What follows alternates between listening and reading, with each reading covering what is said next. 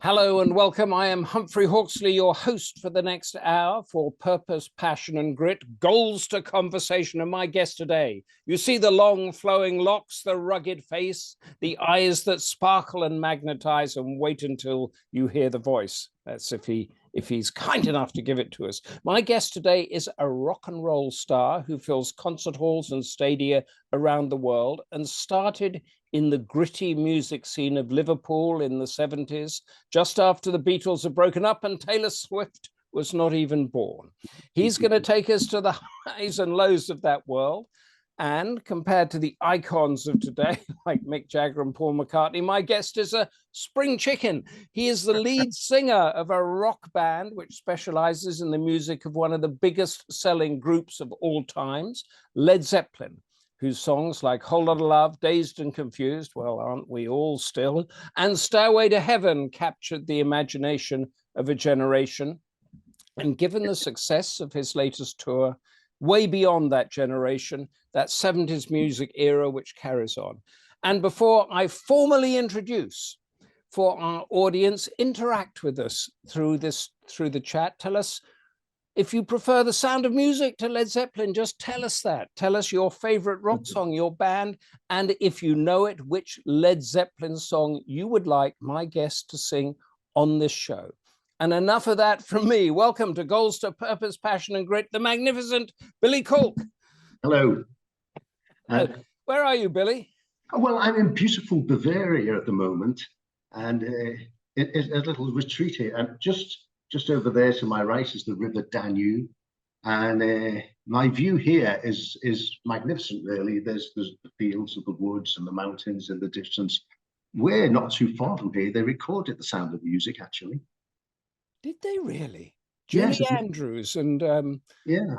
And the Do Re Mi Fa and my favorite things. Yeah. And I was actually down to Neuschwanstein, near the castle that was built by Ludwig II quite recently. And they had Edelweiss going there. So, of course, I started to sing Edelweiss, Edelweiss. My German companions have never seen The Sound of Music or even heard of it or knew any of the songs. God. Are you a fan of The Sound of Music? Oh, yeah. Well, you see, my dad had it on vinyl record, and every Sunday afternoon after dinner, we had to sit down and listen to The Sound of Music. Oh, my goodness. Well, so am I. So my quip about preferring The Sound of Music to Led Zeppelin was half true. The only stupid quip you never give is the one you never say. So I look a bit more like Robert Plant than I do Julie Andrews. So I don't know about that. There's a certain exotic glamour to you, Billy. But I just wanted to, I mean, you know, it's interesting we got straight into The Sound of Music, but what is it about music? How does it lift and dampen us? Music is all-inclusive, and it's an international language. I mean, wherever you go in the world, people like some sort of music. You know, it might not be the same music, but everybody likes music of some sort. And wherever we go in the world, everybody loves Led Zeppelin, you know, and it covers all generations as well. When we go to South America and all these places, most of the audience are under 25. And in France and Germany, it's a wide range of audience, you know, and people bring their grandparents, people bring their grandchildren. And it's mostly at the front is all the kids who want to be musicians, who are sitting there watching Andy play guitar and watching the drums and really wanting to learn. And if you want to learn music, especially rock music, Led Zeppelin is the benchmark. Why is it the benchmark? It's just the best. It's just Zeppelin. They never stuck to any sort of formula. They were always experimenting, always pushing the boundaries, always pushing themselves musically as well. So if it's one of the reasons we got Led Zeppelin together, is if you want to challenge yourself musically, you do the music of Led Zeppelin. Oh, okay. But you mentioned that the kids, you know, the 25-year-olds know all the music, and I've been to Rolling Stones concert in Hyde Park a few years back, and all of the young people knew the words to the songs. Is it just that era of music, or do people know all the words to Taylor Swift's song or you know, Adele and everything like that? Well, you're moving out of my area expertise. You don't know the words, do you?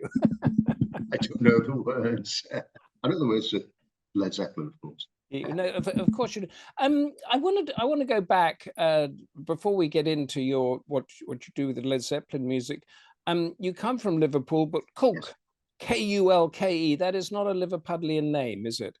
No, it's not. And we've been looking into the family history, and we came over from the region of Hanover, so it's a Hanoverian name, because at the time it was in about the 1830s, and of course the monarchs were Hanoverian. So if you were a subject of His Majesty, if you lived in Hanover, it was a place called Schwanaveda, which means Swan Lake.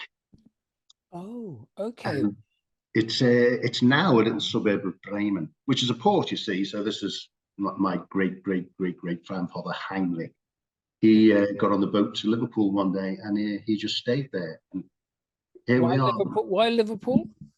Well, I imagine, we don't know, of course, but it's a port. Bremen is a port in Germany, and so there must have been a lot of trade with Liverpool.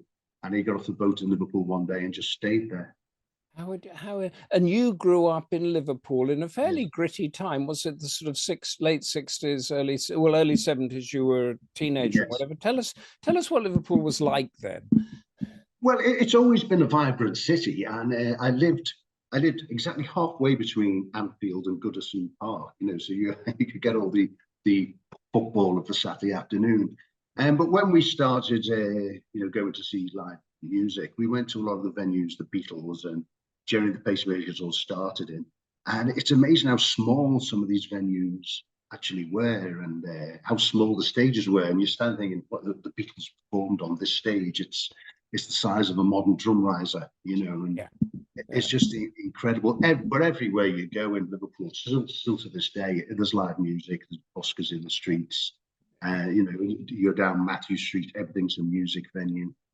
And the Beatles were at that height, although they're just broken up. The Beatles and the Rolling Stones were the sort of leading music, or Led Zeppelin was there then, or? Well, Led Zeppelin came in 1968, which was the remnants of the Yardbirds, Right. which is, it was Jimmy Page was left with the name after the band kind of split, and he had touring commitments, especially in Denmark. So originally he called the band the New Yardbirds to fill these touring commitments. And we played in Copenhagen, where they played as their first tour as the New Yardbirds. Right. And their last show as the New Yardbirds before they became Led Zeppelin was in Liverpool, at Liverpool University. Oh my goodness. And then what was the first song that you remember from anybody, any band, whatever, of that era that you as a child or as a teenager said, yes, I want to be in this business? Well, my sister, who's a couple of years older than me, she was into all the Mersey beat, and she would play all, Freddie and the Dreamers, and and Ken Dodd, Where's Me Shirt, of course. Yeah. Mm-hmm. and Jerry and the Pacemakers, wasn't it? Yes, they were Mersey, weren't they? Yes. Their first 3 singles all went to #1. You Never Walk Alone, I Like It. Yes. Freddie Crossed the Mersey, of course. Yes. That was. And was there one particularly that sticks in your mind? Oh well, yeah, but it was into the 70s when I saw Mark Bolan and T-Rex on the TV, and that's when I was like, I would like to do this. And what was it? I mean, did you have anything else on your? Were you going to be a doctor? Were you going to be a pilot? No, not at all. I mean, in Liverpool, I went to Anfield Comprehensive School, and back then you left school and you got a job, and you were either good at sports, football in particular, or good at music. Thankfully, I was good at music. Okay, and was it because you are the lead singer? But did you play instruments as well? I do play instruments, but singing is obviously my strong point. But I used to play bass guitar quite well. I played bass guitar for Roger Daltrey out in Germany. Oh my goodness! Tell us about that. So you decided you wanted to go into the music business, yes. And it's a tough and rough and business, as we all know. How did you do it? Well, as I say, in Liverpool, we used to take guitars and vinyl records into school, and after school we'd play records and try to learn how to play them. So there was no problem at all finding musicians to play with, and everybody wanted to play music. I wanted to get round to the mother's living room and bang out a few songs. And there was plenty of venues who would put bands on. So that bit was easy. It was getting good at really good at it, which takes a lot of dedication. So yeah, I played a bit of guitar and I picked up bass guitar. I always worked on the vocal. I was encouraged to sing even back in those days. But yes, yeah, I had to really move down to London to start playing professionally. You know. And how were you earning a living at that time? Well, yes, I mean, music is sometimes it can be a labour of love. Yeah, it was. I mean, I'm presuming. I'm sorry if that you don't run a trust fund and you have chateaus all over the world from your family. No, but yeah, the small amount of money I did make from the music industry, I sort of spent wisely, shall we say? Right. I'm a good, clean living rock star, you see. Ah, yes, yeah, we're going to get onto that in a moment. But you come down to London, and we're in the early 70s, and there's David Bowie, Led Zeppelin. Who are the other big ones that you're sort of mixing with these people now, aren't you? Well, yeah, I mean, you know, it's quite amazing, really, because you know, you meet up with people like Glenn Hughes of Deep Purple, and I met Ian Gillan. I mean, the first person I actually met in London was Robert Plant of Led Zeppelin. Of course, I was just walking down Oxford Street in sort of agog of being in London and Oxford Street, and Robert Plant is walking towards me. It's like, no, it can't be. So I decided to go and speak to him, and what you say to Robert Plant, and so all I could say was, "Could I have your autograph, please?" Which he did, and I still got. Yes. But we chatted for about 10 minutes. He was just starting his new solo career, and he was just stood in the middle of Oxford Street in the centre of London, and people just walking by, not batting an eyelid. Did you imagine then that, 20, 30, 40 years later, whatever we are, you would be him on the stage? No, not in my wildest dreams. It hadn't even entered my head at the time. Yes.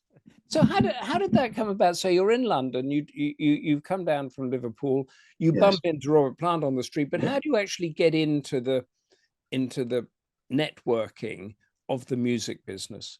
Well, again, London, especially sort of the Wardour Street scene, was very lively. So you just have to go to concerts, and you get to meet other musicians, and there's a lot of original bands. I mean, this is the days when Iron Maiden were emerging and Def Leppard.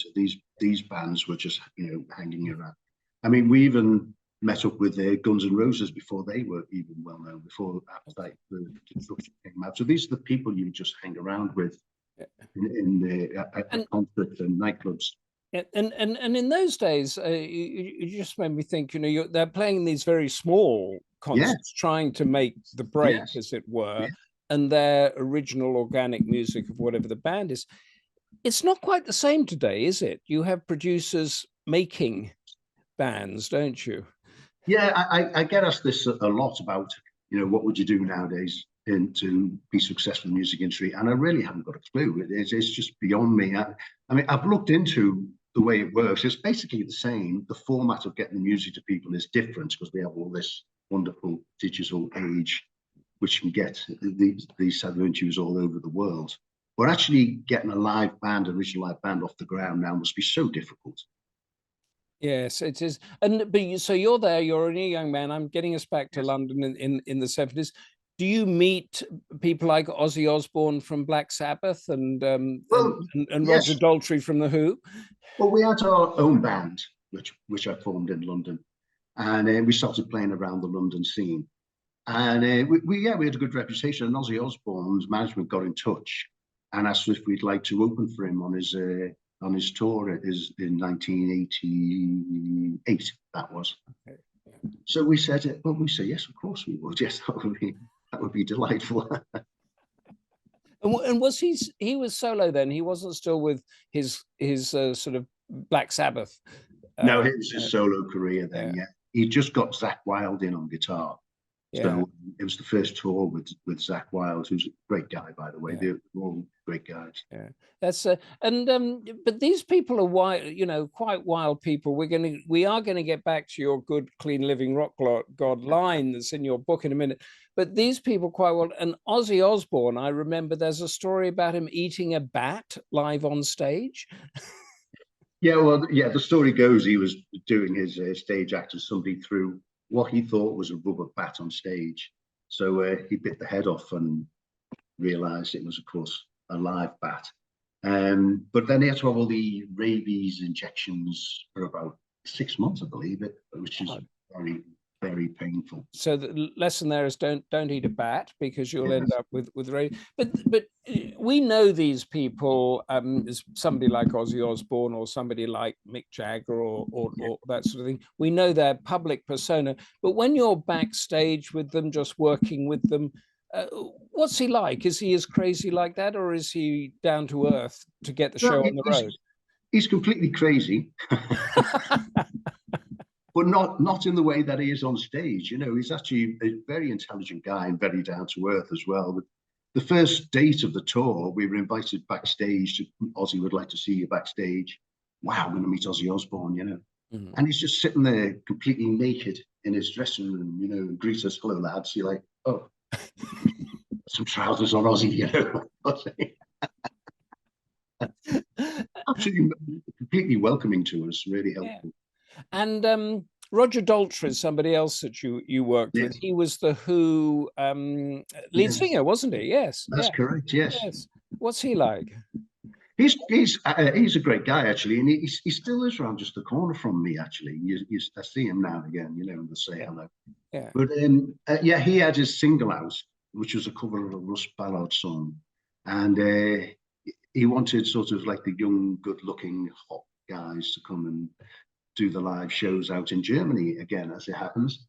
So yeah, we flew out to Berlin, and funnily enough, I was talking to somebody about this the other day. So I've never seen the footage, and I went on Google and I googled Roger Daltrey, and there it was. There's me about 30 years ago playing bass for Roger Daltrey.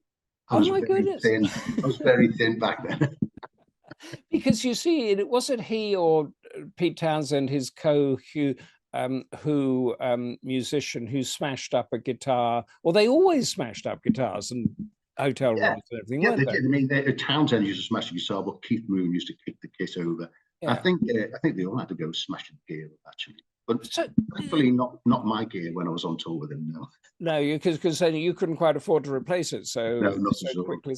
But so you have a band like you know, like Black Sabbath, like Ozzy Osbourne, like the Who, or whatever, which takes a lot of meticulous work to make it do. Yet you have this sort of artistic craziness within it as well. How does that all work?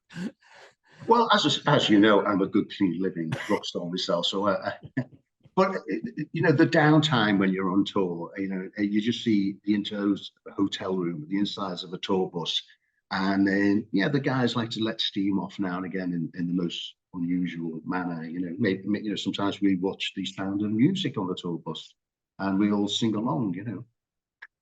Oh, well, we might. So this gives me an opportunity to ask our audience again, the ones that are intimate on this call, what would you like Billy Kulke to sing? You could even request the Sound of Music. You might give it a go, Edelweiss or something. But and do you have a favorite Led Zeppelin song? Or what is your favorite rock band? And just put it in from that era or from any era. But if it's too recent, Billy and I won't have a clue what you're talking about. But any of that 70s era. Tell us firstly about Led Zeppelin itself. What was the band? Where did they come from? How did they create their music? Well, they came from the ashes of the Yardbirds, as we said earlier. Yeah. But they actually rehearsed in Gerrard Street for the first time in London, which is Chinatown. You Chinatown, know, yeah. In a tiny little basement there. Yeah. And it became soon apparent this was its own creature. This wasn't the Yardbirds. This was something beyond that. Yeah. And it was a time when bands like the Grateful Dead were touring and concerts would go on for 4 hours. Zeppelin only had one album. They only had 40 minutes worth of material. Yeah. But as they were on the bill, they kept getting moved higher and higher on the bill, so they needed more and more songs. So this led to the expanding of the music. You know, the 20-minute drum solos and the 20, and they ended up being the headline act with 8 songs. So this sort of created the stadium rock. And they created, and they they became, I don't know if they still are, the best-selling band in the world, weren't they?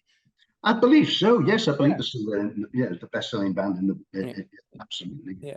So when did you decide that you wanted to, or you thought the best career path, let's put it in those terms, was to become a Led Zeppelin cover band, if that's the right word, tribute band? And how did you go about that? Well, so what happened was obviously we've spoken how in the 80s in London I was in original bands and we toured with Ozzy Osbourne and Roger Daltrey, and then you reach an age where you realise you're not going to make that jump from the top Division 2 into the Premier League, you know. Right. And my son was born, so I decided I should get a proper job and look at buying a flat and retire from the music industry. But it's kind of always in your blood, and you can't just let it go. So with Zeppelin being my favorite band, it was just started as a hobby. We thought we'd play 2 or 3 times a year in the local pubs around Chiswick, and just for our own entertainment. And again, as I say, it's being the favorite band, you want to challenge yourself musically and you want to enjoy it. So it never started off to create the world's biggest Led Zeppelin tribute band touring South America and Australia and the rest of the world. It just started off as a little hobby band. And what was your day job in this, I will call it the lull period between music careers? How are you earning a crust? Well, I actually worked for a small record company called Domo Records, who had one artist, a guy called Kitaro, and he's famous for doing the music for the Silk Road TV shows. Okay, in like the 80s and 90s. Yeah.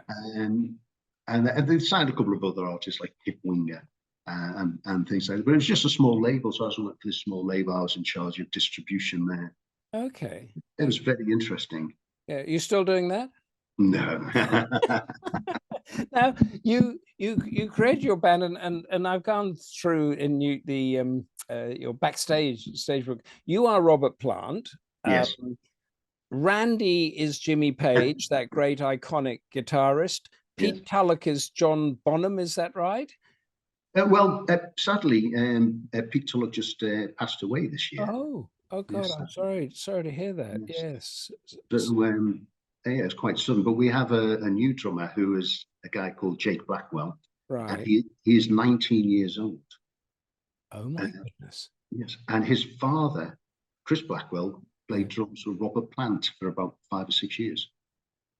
Oh goodness! So the DNA creeps in there, and I just want to read one of the reviews. And this is, we have to imagine our humble guest here, who's telling us wonderful stories on a stage in a filled out concert hall, and a rapturous reviewer says the same lion's mane as Robert Plant, and Billy Kulke also has the moves, great gestures, a casual hip shrug, a spontaneous head banging, chains, bracelets, rings, mostly eros, sometimes androgynous, sometimes full of testosterone. He pouts like a mixture of Lindenberg and Jagger. He lures his fans, he flirts, he holds his microphone as his most valuable possession.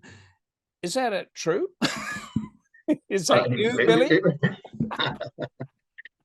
Yes, I think it is true. Actually, I remember that view. That was from Germany. Actually, yes. Yeah. And do you practice you must practice them and get it down to a T, or once you're on tour it just sort of falls into? Oh no, it just flows. The music is in your psyche, and we used to go and see the movie The Song Remains the Same, so all the moves are all in there. And I mean, people tell me I have a passing resemblance to Plant, so half the time I just have to stand there and people go, yeah, oh, yes, he's really got that off to a T. But But yeah, there's a few little moves that I do. Yeah, Yes, a few but little moves of- I mentioned it at the beginning. You know, you're quite a spring chicken compared to some of the others that we're seeing on stage. But also, you've got a 19-year-old drummer, and Robert Plant himself was in his late 20s when he was at his height, I think, or early 30s or something. Well, I think he joined Led Zeppelin when he was 19, and so did Bonham. So Oh God! So yeah, yeah, they were I much. think so. Yeah. So So he was about 30 when they broke. how do you keep going? I mean, because to do a 2-hour concert at full pelt takes a high level of fitness. Well, we do boot camp, of course. Yes, that's where we met, wasn't it? Tell This us is how about we boot met camp. on boot camp. So a friend of ours, Matthew, he's got a small little pad at the top of a hill in Yellon Conyers, near to the Lake District, surrounded by beautiful countryside. And yeah, we'll get up at 7 in the morning. We'll go for 3-hour walks before breakfast, and then a couple of hours in the gym. We do this 1 month every year, usually around the March, April time. This is where we met, of course. Yeah. Yeah. And it is good. That's for 1 month of the year, Yes. but for the rest of the year. And that line did the good, clean living rock gods did strike me actually. How clean living do you have to be to carry out those 2 to 3 hour concerts?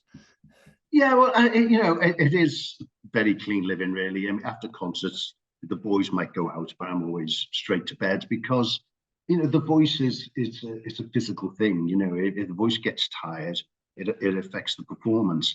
And, we come out with a certain reputation of being the world's best. And there's people who have never seen us before. So every night you have to perform at the highest level. You can't really have a little night off where you don't feel that good. So yeah, I'm always make sure I'm in bed early, good night's sleep, not too much drink and anything else like that. And how do you look after your voice? Do you have to exercise the voice like you do the biceps with weights, or Mainly resting it, as I am doing here in Bavaria now. It's as you can hear, it's very quiet here, very relaxing, beautiful scenery. So I spend the time resting the voice. And then in the days leading up to a tour, you start kind of warming up, singing in the shower. It's good singing in the shower because you get all the steam, and the steam gets into everywhere. And okay. And any herbs or medicines or anything that you take for it? I do like a hot lemon and ginger drink with just a little splash of whiskey in there, just for medicinal purposes. Sue Townley asks, did you ever meet Fleetwood Mac? No, I've never met any of Fleetwood Mac. No. Are you a fan? Oh yeah, I love Fleetwood Mac. Yeah, great band. Yeah.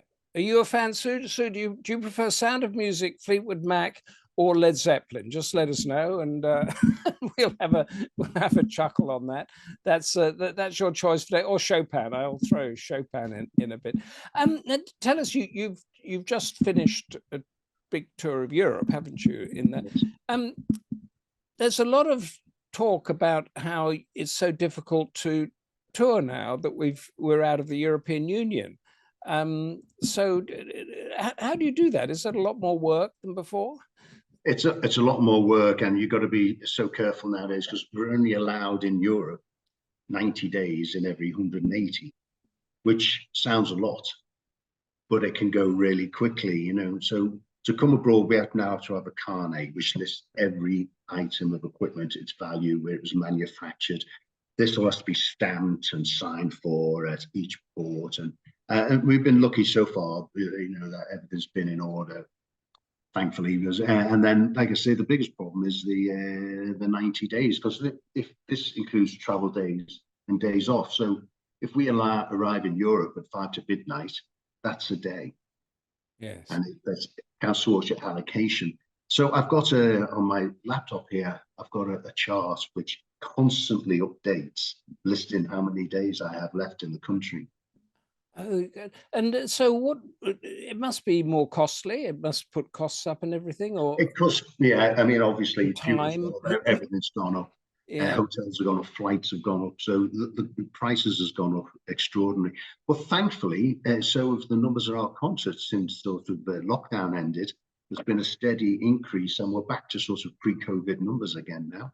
Oh, that's really, because there seems to be a sort of political push, doesn't there, about artists and traveling musicians and that to get. So let's hope that that is going to be fixed. Karen B has asked, you're only allowed in Europe for 90 days out of 180 due to Brexit? Question mark. Yes, that is correct, I think, That's isn't correct, it? Yes.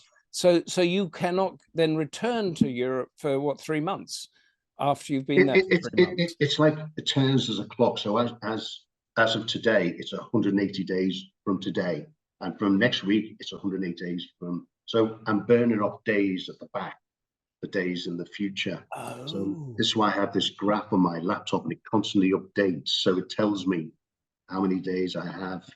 And before that, you could just get into a truck and drive across, and nobody would do anything. Yes, okay. Yes, I was due to come on a holiday in Europe, and then we had a tour of Germany to start in December, which took all my holiday day gone. I had to cancel the holiday because that would have been more than the 90 days. Good. That's okay. That's really interesting. And Sue Townley says she doesn't like the sound of music, so she likes Fleetwood Mac. I don't know. She's silent about Led Zeppelin, but we'll see. We'll see about it. And another thing that interests me is that you're singing Led Zeppelin's music. Do you have a contract to do that, or how does it work for royalties and that sort of thing? How that works is, up and down the country, in every country, every pub, there's people playing cover songs. It's perfectly legitimate to pay any music you want. All you have to do is pay the royalty. So it's 3% of all the ticket sales gross go to Led Zeppelin. Okay, and somebody does all that, do they? The concert hall does that. The concert halls do it. It's taken at source. It's taken before we even see it. Yes. Right. Yeah. So you have no contract with Robert Plant or anything like that. You just, although he did come and see you, didn't he, once? Yes, he did. Yes. Well, this was the catalyst for us becoming an international act. Thank you very much, Robert, if you're watching. Yeah, we were playing. Do you know a pub called the Dublin Castle in Camden Town? I do know that pub. You do know the pub, yeah? Yes, yes. In the back, there's a little music room which holds 200 people. And we were told, Robert Plant's coming tonight. And it's like, yes, of course he is, yes. And he comes in, of course, late, as a rock star is entitled to do. But as he comes in, it's only a small place. The door opens, and there's you can just see the silhouette, the light streaming in behind. But even the silhouette, it's obviously Robert Plant, standing there. And he came in and he watches. He gives us the thumbs up. And then he was interviewed in Q magazine, and he said, "Yes, I walked in, I saw me," and he said some very kind words about us. Did he remember your meeting in Oxford Street all those years earlier? I wonder. I haven't reminded him of that. Maybe next time. But I was at his concert a couple of months later at Hammersmith Odeon, and or the Bat, whatever it's called now. And he saw me in the crowd, and he was making little comments about it. It wasn't like this at the Dublin Castle, was it? It's like and that's a speech from after the show then. Yeah, that's Karen B has come back. Is the situation reversed? Musicians touring here in London, in Britain, presumably have trouble as well. Do you know? Oh, you mean from Europe? Bands from yes, Europe. From Europe. Yes. Yeah, they have exactly the same problems as we do, except it's slightly easier for them as they just come to Britain. It's only Britain. When we go to Europe, there's France, Germany, Holland. Yes. We go to Denmark. Yeah. So it's easy to burn off 3 months in Europe, whereas a band come into the UK probably just tours for 1 month maximum. So. And would it be worth their while going to the UK, given that they've got the rest of the world at their fingertips? Would they just say it's not worth it? Well, I've heard that a lot of bands are questioning this. That is it worth it? Because they have the same problem with the Carney, and they have the same problem. One of the big problems, of course, after lockdown was there was nobody to drive the trucks. Everybody had gone on to other jobs. Our regular driver had quit. And we had to find new staff and new road crew. People have gone on to new things. That seems to be calming back down again now. it was a kind of a real problem straight after lockdown, was getting the crew to do the tours. And now you mentioned it, what is your team? We've got the 4 members of the band, but what is your team around you that puts you onto the stage? How many people? Well, this is a flexible thing. It depends where it is. When we do the big tours in France, for example, where we play 5 times, we've sold out the Paris Olympia Theatre, which is the French equivalent of the Royal Albert Hall. God, yeah, that's huge. Yes, yeah, it's huge. Yes, yeah. And I mean, the Beatles have played there. Yeah. Led Zeppelin played there. Okay. Jimi Hendrix, yeah. and Led Zeppelin. Yeah. Well, when we play there, we have the nightliner sleeper buses for us and the crew, and that's a crew of about 30 people. Oh my goodness! Yes. So, and are you the boss? Am I the boss? Oh, absolutely. Or is there a boss? Is there a we have a promoter in Germany, management in Germany, management in France, management in South America, and management in Australia. We have representatives in Denmark. So we are kind of covered globally. But I'm like the central hub to make sure we don't get double booked. We don't want someone booking a gig in Ljubljana and the next day in Sao Paulo. So I sort of act as the central hub to make sure everything works properly. Right. Okay. That's. I just wanted to see. It's interesting how these things work, because you go to these, you don't know exactly what sort of actually put you up there. But we are now going to go back from the material logistics that we have covered on visas and road managers and things like that to your personal life, Billy, which you have written about in your book. That's another thing. I think the breakup with one girlfriend, the girl with the Zeppelin tattoo. Yes. The last word she said to you or message you were, "You're now officially single." Yes, that's what and then you say that you've come to the conclusion that you're actually undateable. Why would you be undateable? You seem quite charming. Does everybody here think he's undateable? I think I'm quite charming. A little bit of debonair thrown in as well, modest, of course, modest. Yes. Are you single at the moment? No, I'm not actually. So I've been disproved as I'm not actually undateable. No, the reason I said undateable is because of the amount of time I spend traveling the world, and amount of time I'm never home, and that makes it difficult to keep a relationship. But thankfully, I found a solution to that. Well, which is? Which is, if the mountain can't come to Mohammed, Mohammed must go to the mountain. So I'm here in Bavaria. But it is tricky. There's another lovely line that you have there where you talk about ex-girlfriends calling you up from time to time with an irresistible urge to contact me to tell me what a fool I was to let them go. Not that I ever recall being given a choice. So they dumped you, did they? It's the way it kind of goes. Yes, I mean, I don't know why. I'm just being nice and kind and never there. So and then they find somebody else. And the rock industry as a whole, which you've been in all your life now, it is different to anything else, isn't it? Because of the tours and the art, the creativity, and all that sort of thing. Give us an thought on that. Well, one of the beauties of what we do is based entirely around the live performance.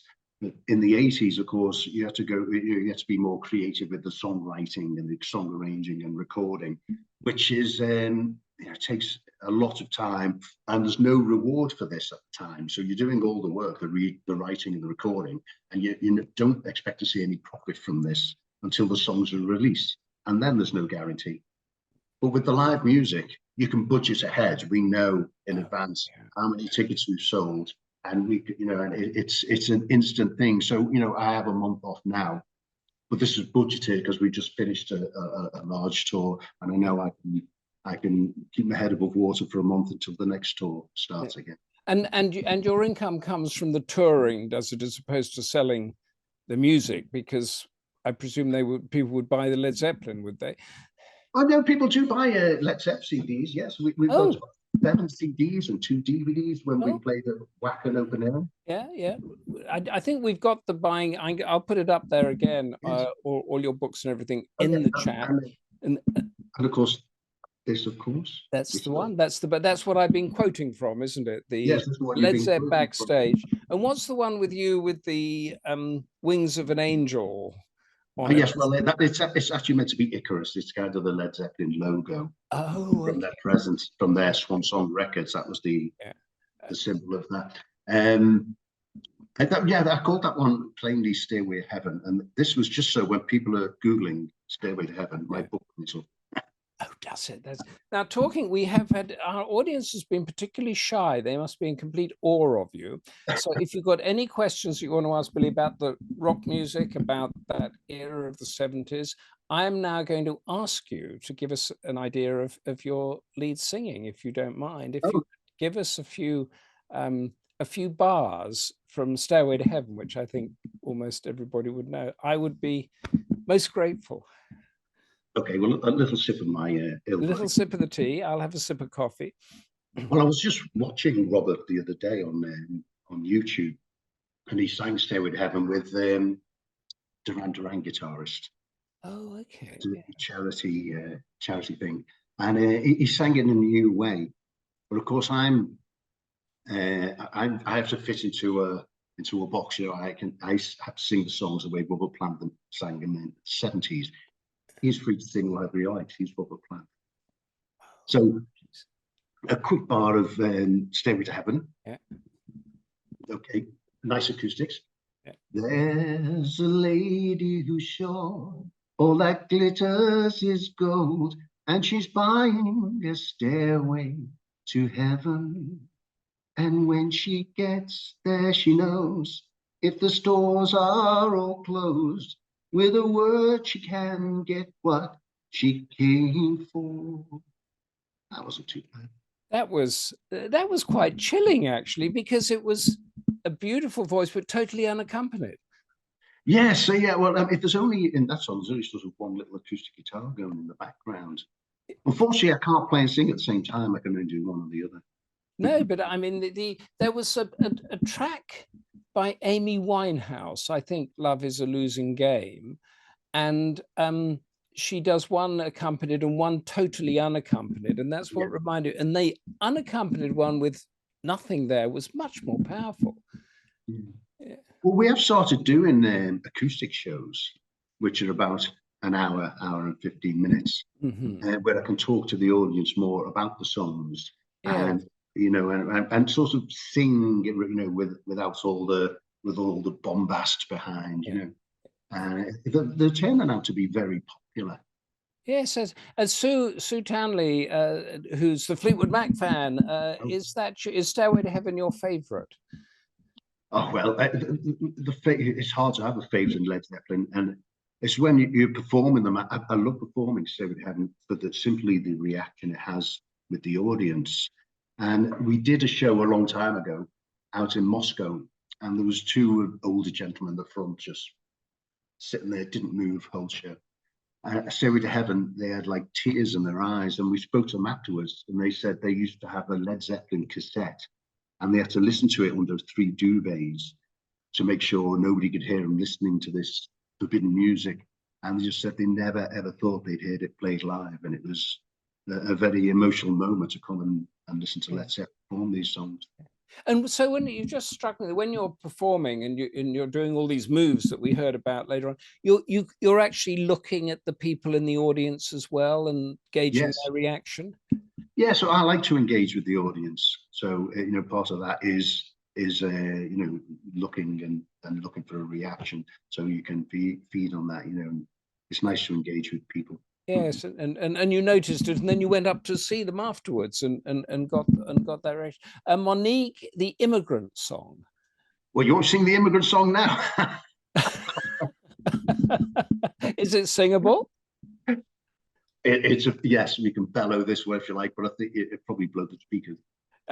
They come from the land of the ice and snow, the midnight sun, and the hot springs blow. Is that the one, Monique? Do you recognize it? It's her favorite Led Zeppelin song. Oh, is that your favorite? Is this? Okay, yes, excellent choice. And is this Monique too? Do you have a favorite country that you perform in, or has there been a particular memorable gig or any memorable gig? Well, there's been many, many memorable gigs. We played a quarter of a mile underground in a disused salt mine. The acoustic, we did that 2 or 3 times. A place called Merkers in Germany, Right. and it was the acoustics there absolutely incredible. But it was like something from a Bond movie. There was only 7 lifts to get 2,000 people down, and they were proper mining lifts, and you had to go through these tunnels, come out in this cavern. It was absolutely incredible. We also played at the Acropolis in Lindos in Greece. Oh my goodness. Yeah. Yeah, 3,500-year-old Acropolis, and we're Yeah. playing. Dave Gilmour from Pink Floyd, his house was right next door. Yeah. That question came from Andy. Do you have a favorite country also that you perform in? Well, favorite country is the one I'm in at the time. I like to immerse myself in the culture, and I really enjoy travel. One of the reasons I got into music, we spoke earlier, being from Liverpool in the 70s, there wasn't much opportunity to travel. And getting into music was like this was your ticket to travel the world. So, I mean, I love going to Spain. I love going to France, Germany, South America, Australia. And when I'm there, each country, I like to get involved in the culture and the food and meet the people. So, I think it was Mick Jagger said one of his sort of 10 tips or whatever it was for a rock star. He said, when you get up in the front of the stage and say, good evening, Seattle, make sure you're in Seattle. Do you get that feeling sometimes you're not quite sure where you are? yeah, I always do check, but there is, we do a show out just near Bilbao, and there is a note above the door for the artists. Do not say, hello, Spain. This is not Spain. This is Basque. Oh, it's the Catalonian thing or the Basque country. Yeah, the Basque is, do not say hello, Spain. Yeah. But I do speak a few words of Basque enough to say, So when you're in York, do you have to say hello Yorkshire, or in Edinburgh hello Scotland and not hello Britain or something? Well, I did make that mistake in Wales once, but they forgive me. They're very kind people. Yeah. Monique says she has heard you sing the Immigrant Song live. Where was that, Monique? Was that was she one of the ones you spotted in the audience, Billy? I wonder. Matthew says he saw you in India. Yes. So yes. where did you perform in India? In the Taj Mahal? No, it was a Shimoga festival in India. Look, quite an interesting story. We were on a motorbike trip. We had Royal Enfield 350s, and we're riding around India. And the idea of going on the motorbikes is you go to the places tourists never go to, and we're in this place called Shimoga, and it happened to be a festival on. And suddenly I'm grabbed and thrown on the stage, and they're saying something I've no idea what. And I have to sing in Shimoga at this festival, which just did a cappella, as I just earlier did. But when I came off the stage, somebody touched my shoulder, and then somebody touches this shoulder, and then there's about a dozen people touch, and the next thing I'm surrounded by 100 people trying to touch, but some are taking a run and a jump, and these touches are, and I'm up against the wall, and the police come over and they just said, go back to the hotel and stay there and don't come out again. So is that because they thought you were a living rock god? Well, I never found out, but apparently they just wanted to touch. But as I say, when you're surrounded by 30 people have to take a run and a jump to touch, and you're actually getting hit. I'm against the wall. It was like, have you seen The Mad Would Be King with Sean Connery? Oh yes, absolutely. I felt a bit like that. We've talked about the Stairway to Heaven Immigrant Song. Just give us in a nutshell, do those two songs have a meaning, or are they just good songs? Well, Immigrant Song is, of course, about the Viking marauders. And it was used in the film Thor, one of those Thor films. Okay, yeah. When he's battling the ice giants, is playing the Immigrant Song. And it was also used in Shrek as well at one point, Okay. So, and the Stairway to Heaven, is there a meaning? Stairway to Heaven has a meaning. Robert hasn't told us. It's just I think it's kind of that Lord of the Rings, mystic 70s hippie, nice song. So, I mean, when the lyricists are at work writing the words to these great songs that become anthems in all our minds. Do they, as far as communicating a message to us or anything, do they actually know what they're doing? Because yes, absolutely, absolutely know what they're doing. Yeah, I mean, there are many stories regarding Stairway to Heaven. People saying it's actually satanic, and if you play it backwards, the messages to Lord and all this type of stuff, which I frankly think is ridiculous. Yes, yes. So there's sort, but there are sort of interpretations, aren't they, of what songs mean or the message that wants to go over. Exactly. Yeah. And then there's the definition, Billy, is a song and an anthem. What is it? How does one define an anthem as opposed to just a rock song? Well, I wish I'd have written one, actually. I mean, Stairway to Heaven is an anthem, isn't it? Yeah, it's it's stadium rock. It's stadium rock. I mean, well, I was at Led Zeppelin at the O2 in 2007, and they were absolutely fantastic. You know, I was with my friend Jeff. I don't know if you remember, it was so strict on the ticket. I think I do. Yeah, and security and so I walked in with my friend Jeff, and the security just pushed everyone out of our way, and me and Jeff just walked in, and we're walking into the auditorium. No one has to see my ticket. I've still got it completely at any time. And we kept walking, and security just kept pushing out. We ended up that close to the front of the stage, you couldn't see, so I backed up a bit, and I bumped into Lisa Marie Presley. So, oh, sorry, no. And the Gallagher brothers, Oasis. Oh, right, so we'll stay here. And they're absolutely brilliant. But when they performed Stairway to Heaven, which is the anthem song, I personally got the impression that, you know, people would have listened and play anything. You know, they didn't have to play Stairway to Heaven. We know Robert Plant doesn't like singing it. We know he likes me to sing it on his behalf. So they didn't. It was a moment like, okay, Stairway to Heaven. Yeah, okay, good. Thank you. Now what's next? You know, it wasn't the big highlight of the show for a lot of people. I would say, you know, yeah. It is because there are other ones, as you were talking. I was thinking Whiter Shade of Pale, Bohemian Rhapsody. These are anthems that well, us that know the 70s all know. Well, I think Zeppelin wrote their fair share of anthems. There's quite a lot of them. I think one of the things that sets them apart, you know, is every song is a classic. Every song is authentic. Yeah, it's I want you to sit there for a second, Billy, whilst I tell people what is coming up. We are then going to go back to hear about your next project and your next tour. Then I'm going to ask you to sing us out, because you're the only singer that we have had on this. But you can sing anything you want, I think. If you want to do Edelweiss, that's fine. But on Thursday, November the 16th, that is in 2 days' time, we have a very special live Goldster show with the writer, critic, and all-round wonderful person, Bonnie Greer. That's with Lucinda at Riverstone, Kensington, and of course on Zoom. We're also going to have a taster exhibition there of the art of Lanre Oligarche, and we are going to be calling for creative volunteers to join Lanre's students in a special art session at his Central London studio on December the 7th. Joe has all the details. Come along on Thursday and come along on the 7th. And have a great time. That's with Bonnie Greer on Thursday. Friday, November 17th, Lucinda is with Lee Jackson and his new book, Dickensland, The Curious History of Charles Dickens's London.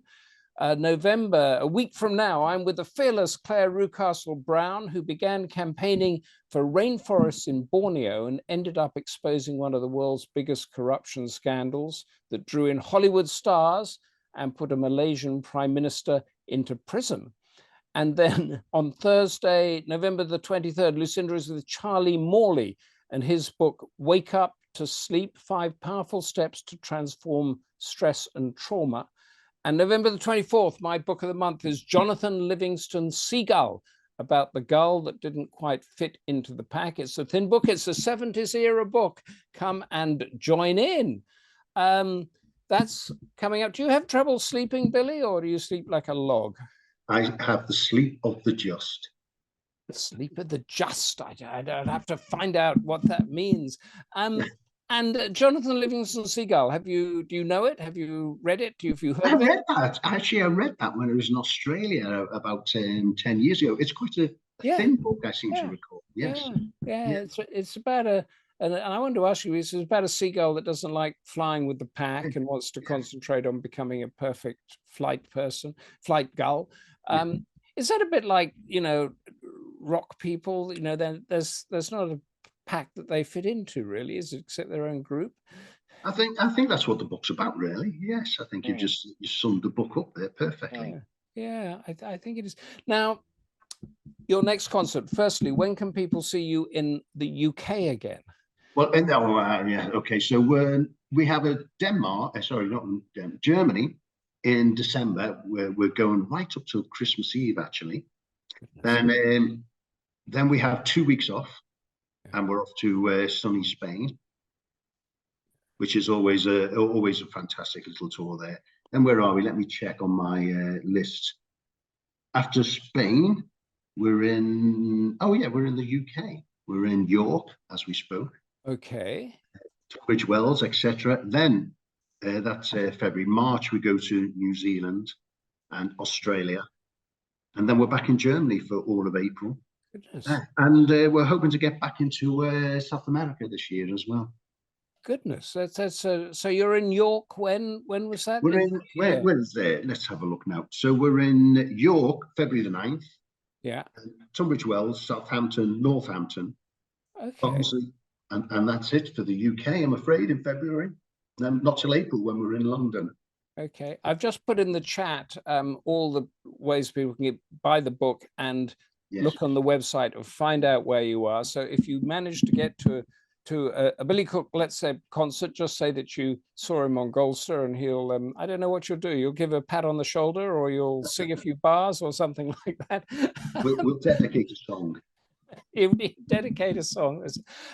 One of the things that I always ask our guests at the end is that when you go through the rough and tumble of life, maybe when you reach a certain age, empty nester, change of partner, whatever it is, and feel a bit blue about things, what do you do, Billy, to sort of get up in the morning and give yourself a kick in the butt?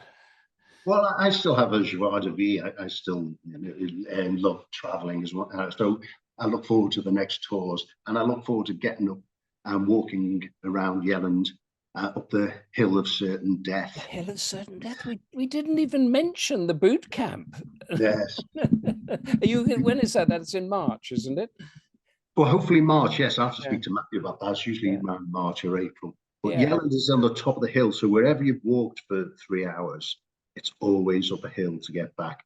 And you have an option. You have the hill of the forlorn hope. Yes, that's the hill of certain death. And you said you've got a hill in Bavaria that you climb that gives you that. Yes, that's right. It's directly in this direction. It's called the Devil's Stone, and it's a huge rock overhanging the River Danube. Fantastic views of the scenery. So, I mean, fresh air and exercise. Yeah, fresh air and exercise. Yes. Keeping trip. That keeps the demons out, really, doesn't it? Yeah. It does. Yes. Yes. That's it. We at times Winged Chariot is upon us, but instead of just saying a flat goodbye, I'm going to wrap up and then ask Billy to give us a few bars of his favorite song, whatever it's going to be. It's going to be a surprise to us. But before that happens, I have to thank you all for being here.